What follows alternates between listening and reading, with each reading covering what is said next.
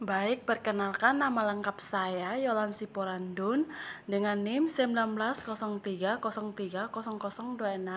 kelas A semester 6 jurusan Sosiologi Fakultas Sosial dan Ilmu Politik Universitas Nusa Cendana Kupang dengan materi mata kuliah Sosiologi Politik. Materinya tentang politik slogan pendekatan untuk memahami konsep kebijakan luar negeri Tiongkok.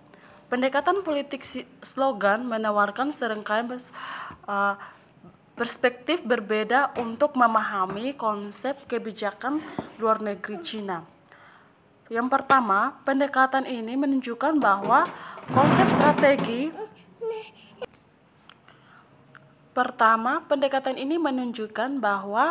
konsep kebijakan luar negeri Cina paling baik dipahami sebagai slogan politik multifungsi daripada strategi geopolitik yang dirumuskan dengan baik dan jelas. Ketika membahas konsep diplomatik Tiongkok, banyak analisis internasional dan Tiongkok sering menunjukkan pada kebijakan luar negeri yang konkret yang didukung oleh rencana strategis yang diperhitungkan dengan cermat seperti yang disebutkan sebelumnya. Misalnya, inisiatif Sabuk dan Jalan telah secara luas ditafsirkan sebagai strategi besar Beijing yang dipikirkan dengan baik, didefinisikan dengan jelas yang mencerminkan ambisi global untuk membangun tatanan dunia sinosentris sebagai bab akan membahas. Analisis yang relevan menunjukkan bahwa pengenalan inisiatif Sabukan dan Jalan adalah pengumuman master plan Beijing yang dibuat dengan hati-hati yang akan dibuka secara menyeluruh sesuai dengan desain. Pendekatan politik slogan bagaimanapun menunjukkan bahwa konsep inisiatif Sabuk dan Jalan adalah slogan politik multifungsi untuk memobilisasi aktor domestik dan internasional. Pada awal kemunculannya inisiatif Sabuk dan Jalan tidak mengandung makna konkret dan tetap kabur untuk mengakomodasi kepentingan aktor domestik dan internasional, dan dengan demikian mengamankan dukungan mereka. Itu juga merupakan ide internasional dan dengan demikian mengamankan dukungan mereka. Itu juga merupakan ide yang belum matang yang perlu mengamankan dukungan mereka. Itu juga merupakan ide yang matang yang perlu dikembangkan lebih lanjut. Sejak awal konsep ini terus berkembang sesuai dengan tanggapan domestik dan internasional. Dalam kasus ini bahwa yang terkait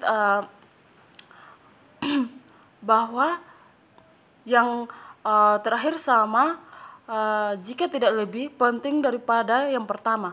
Dalam hal ini menyoroti peran aktor lokal yang berkembang sesuai dengan tanggapan dalam membentuk konsep kebijakan luar negeri Cina.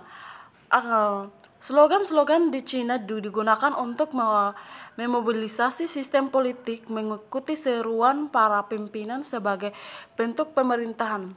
Pimpinan puncak mengharapkan respon aktif dan partisipasi dari aktor lokal untuk mewujudkan ide-idenya.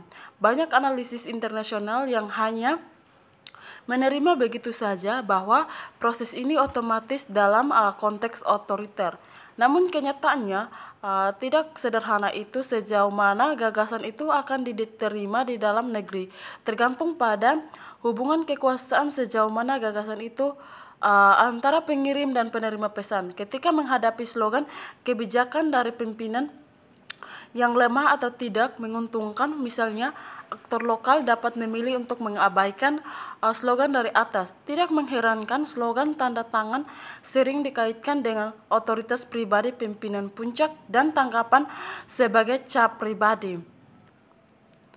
Membawa fungsi pensinyalan kekuatan ini ke dalam analisis sangat penting untuk mengembangkan pemahaman yang akurat tentang konsep kebijakan luar negeri di Cina. Pendekatan politik slogan bagaimana menafsirkan dukungan nasional seperti slogan tanda tangan sebagai seni kebenaran politik. bahwa dukungan nasional ini ada beberapa pendukung setia yang penuh hati berperan yang telah melakukan lebih dari sekedar basa-basi. Yang lain mengejar keuntungan individu atau campuran keduanya. Sejarah Tiongkok menunjukkan bahwa sikap mendukung slogan hanyalah taktik politik yang menyembunyikan berbagai strategi manipulasi slogan. Dalam hal ini, tidak ada pimpinan Cina yang benar-benar memiliki kendali penuh atas konsep khas mereka. Sebagai Cina Mao Zedong, bahkan jika Mao disembah sebagai Tuhan yang hidup, aktor politik yang berbeda telah menafsirkan slogan-slogan Mao dengan cara yang sangat berbeda untuk memajukan kepentingan mereka sendiri atau bahkan melawan Mao atas nama mendukung slogan-slogannya. Oleh karena itu, ketika berbicara tentang slogan-slogan khas yang tidak dapat ditantang, pertempuran kunci dari politik slogan adalah untuk mempertahankan visi yang benar dan menangkis interpretasi para pembangkang. Sementara tiga konsep yang dibahas dalam buku ini jauh lebih peran akademis, media, dan analisis kebijakan Tiongkok dalam menanggapi konsep yang diperkenalkan oleh pimpinan puncak. Pemimpin puncak hanya menawarkan ide-ide yang luas dan memberikan ruang bagi para analisis akademis dan kebijakan untuk mengisi konsep-konsep ini dengan konten yang konkret. Dengan demikian, para analisis tersebut sangat penting dalam menentukan arah perkembangan dari ide-ide yang relevan. Dibentuk oleh keahlian pribadi dan pandangan dunia mereka sering menafsirkan konsep-konsep itu dengan cara mereka sendiri sehingga menghasilkan perbedaan yang sangat dengan berbagai pandangan yang berbeda. Proses ini tidak akan dipisahkan dari politik keahlian di mana para ahli Cina cenderung menyeret konsep kebijakan ke dalam bidang khusus mereka agar tetap relevan. Dalam kasus ini, jenis baru hubungan kekuatan besar, misalnya meskipun Jinping merujuk konsep ini pada hubungan Amerika Serikat Cina, para ahli Uni Eropa Cina berpendapat bahwa Eropa juga memiliki banyak kekuatan besar dan dengan demikian konsep ini dapat diterapkan pada hubungan Cina dengan negara-negara Eropa. Argumen serupa dibuat oleh pakar regional Cina lainnya. Dengan demikian, diskusi yang relevan menghasilkan daftar panjang negara untuk dimasukkan dalam konsep ini seperti yang menyangkut konsep politik yang di luar negeri yang melibatkan kepentingan ekonomi dan politik yang sangat besar. Maka pembahasan kebijakan dan akademik terkait akan semakin rumit karena akan menarik partisipasi sebagai aktor negara dan non-negara.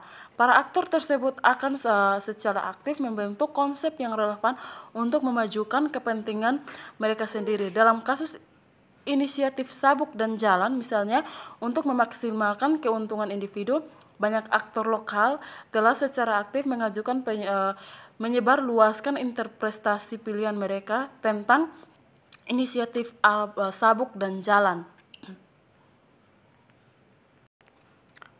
Hal ini menunjukkan bahwa gagasan politik luar negeri dapat dimuat oleh aktor lokal dan subnasional dengan berbagai tujuan kebijakan sehingga tidak sepenuhnya berada di bawah kendali pemerintah pusat.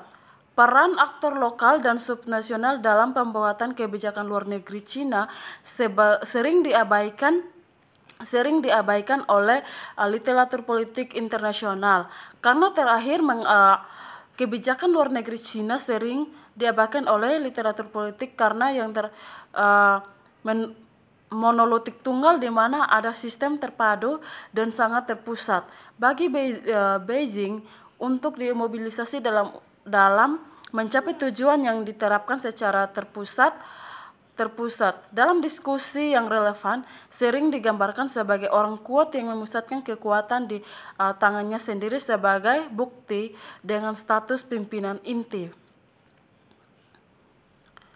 Secara umum, konsep ini mewakili visi Cina untuk dunia global di mana Cina harus memainkan peran yang lebih besar. uh, dengan sebagai konsep menyeluruh untuk mengintegrasikan semua konsep tersebut. Secara umum konsep ini mewakili menyeluruh untuk mengintegrasi semua konsep kebijakan luar negeri utama lainnya, termasuk jenis baru, hubungan kekuatan besar, dan inisiatif sabuk dan jalan. Selain itu, penggunaan konsep dan turunannya yang longgar dan nyaman di Cina telah semakin berpusat kebingungan dan ambiguus, menunjukkan bahwa penggunaan slogan yang signifikan tidak selalu berada di belakang perhitungan strategis yang dirancang dengan cermat. Terima kasih.